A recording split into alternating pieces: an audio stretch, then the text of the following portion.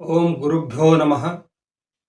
ಬಂಧುಗಳೇ, ಪ್ರತಿಯೊಬ್ಬರೂ ತಾವು ಮಾಡುವ ಕೆಲಸದಲ್ಲಿ ಯಶಸ್ವಿಯಾಗುವಂತಹ ಕನಸನ್ನ ಅಥವಾ ಆಶೆಯನ್ನ ಇಟ್ಕೊಂಡಿರ್ತಾರೆ, ಅಥವಾ ತಾವು ಮಾಡುವ ಕೆಲಸದಲ್ಲಿ ಸಫಲತೆ ಹೊಂದುವಂತಹ ಆಶೆಯನ್ನ ಇಟ್ಕೊಂಡಿರ್ತಾರೆ. ಆದರೂ ಕೂಡ ಸಫಲತೆ ಎಂಬುದು, ಯಶಸ್ಸು ಎಂಬುದು ಎಲ್ಲರಿಗೂ ಕೂಡ ಸಿಗುವುದಿಲ್ಲ. ಕೆಲವೊಬ್ಬರು ಮಾತ್ರ ಅದರಲ್ಲಿ ಸಫಲತೆಯನ್ನ ಅಥವಾ ಯಶಸ್ಸನ್ನ ಹೊಂದುತ್ತಾರೆ. ಮಿಕ್ಕಿದವರು ಯಾರೂ ಕೂಡ ಯಶಸ್ಸನ್ನ ಹೊಂದುವುದಿಲ್ಲ. ಯಾಕೆ ಅಂದ್ರೆ, ಯಶಸ್ಸು ಎಂಬುದು, ಸಫಲತೆ ಎಂಬುದು ಯಾವ ಸಂಗತಿಯ ಮೇಲೆ, ಯಾವ ಘಟಕಗಳ ಮೇಲೆ ಅವಲಂಬಿಸಿದೆಯೋ ಆ ಘಟಕಗಳ ಕೊರತೆ ಇರುವುದರಿಂದಾಗಿ ಅವರಿಗೆ ಯಶಸ್ಸಿನಿಂದ ದೂರ ಇರಬೇಕಾಗುತ್ತೆ ಅಥವಾ ಸಫಲತೆಯಿಂದ ದೂರ ಇರಬೇಕಾಗುತ್ತೆ.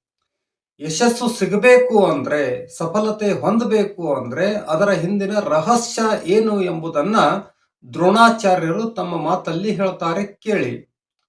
ಕುರುಕ್ಷೇತ್ರ ಯುದ್ಧದಲ್ಲಿ ದ್ರೋಣಾಚಾರ್ಯರಿಗೂ ಮತ್ತು ಅವರ ಶಿಷ್ಯನಾಗಿರುವಂತಹ ಪಾರ್ಥನಿಗೂ ಘನಘೋರವಾದಂತ ಯುದ್ಧ ನಡೆದಿರುತ್ತೆ. ದ್ರೋಣಾಚಾರ್ಯರು ಮತ್ತು ಅರ್ಜುನ ಇಬ್ಬರೂ ಕೂಡ ತಮ್ಮ ಅಮೋಘ ಶಕ್ತಿಯ ಬಾಣಗಳನ್ನ ಒಬ್ಬರಿಗೊಬ್ಬರ ಮೇಲೆ ಪ್ರಹಾರ ಮಾಡ್ತಿರುತ್ತಾರೆ. ಅವರ ಯುದ್ಧದಲ್ಲಿ ಏನಾಗ್ತಿರುತ್ತೆ ಅಂದ್ರೆ, ದ್ರೋಣಾಚಾರ್ಯರು ಬಿಟ್ಟಂತಹ ತಮ್ಮ ಅಮೋಘ ಶಕ್ತಿಯ ಎಲ್ಲ ಬಾಣಗಳನ್ನ ಅರ್ಜುನನು ತಪ್ಪದೆ ಕತ್ತರಿಸಿ ಹಾಕ್ತಿರುತ್ತಾನೆ ಅಥವಾ ಮುರಿದು ಹಾಕ್ತಿರುತ್ತಾನೆ ತನ್ನ ಬಾಣಗಳಿಂದ. ಆದ್ರೆ ಪಾರ್ಥನು ಬಿಟ್ಟ ಬಾಣಗಳನ್ನು ಮಾತ್ರ ಮುರಿಯುವುದು ಗುರುವಿನಿಂದ, ದ್ರೋಣಾಚಾರ್ಯರಿಂದ ಅಸಾಧ್ಯವಾಗ್ತಿರುತ್ತೆ. ಇದನ್ನು ಗಮನಿಸಿದ ದುರ್ಯೋಧನನಿಗೆ ಆಶ್ಚರ್ಯ ಆಗುತ್ತೆ.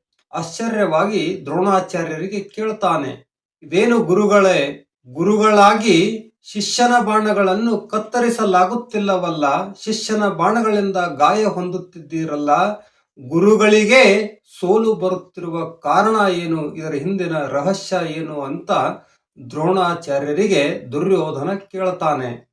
ಆಗ ದ್ರೋಣಾಚಾರ್ಯರು ಹೇಳ್ತಾರೆ, ನನಗೆ ರಾಜವೈಭವ ಸಿಕ್ಕಿದೆಯಲ್ಲ, ರಾಜವೈಭವ ಅನುಭವಿಸುತ್ತಿರುವುದರಲ್ಲಿ ನಾನು ಮಗ್ನವಾಗಿ ಹೋದೆ.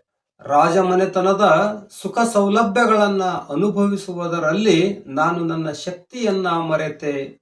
ನನ್ನ ಶಕ್ತಿಯನ್ನು ಹೆಚ್ಚಿಸಿಕೊಳ್ಳುವಂತಹ ರೂಢಿಯನ್ನ ಅಥವಾ ಅಭ್ಯಾಸವನ್ನು ಕೂಡ ನಾನು ಬಿಟ್ಟುಕೊಟ್ಟೆ. ಇನ್ನೊಂದೇನು ಅಂದ್ರೆ, ನನ್ನ ಕಣ್ಣ ಮುಂದೆ ಯಾವ ಗುರಿಯೂ ಇರಲಿಲ್ಲ. ಆದರೆ ತದ್ವಿರುದ್ಧವಾಗಿ ಅರ್ಜುನನ ಮುಂದೆ, ಪಾರ್ಥನ ಮುಂದೆ ಒಂದು ಗುರಿ ಇತ್ತು. ಆತ ಕಷ್ಟದಲ್ಲಿದ್ದ.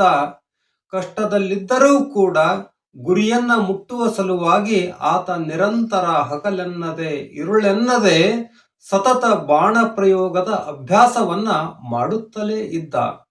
ಹೀಗಾಗಿ ಆತ ಇಂದು ಯಶಸ್ವಿಯಾಗ್ತಿದ್ದಾನೆ, ನಾನಿಂದು ಸೋಲನ್ನ ಅನುಭವಿಸುತ್ತಿದ್ದೇನೆ ಅಂತ ಗುರು ದ್ರೋಣಾಚಾರ್ಯರು ಹೇಳ್ತಾರೆ. ಬಂಧುಗಳೇ, ಧನ್ಯವಾದಗಳು.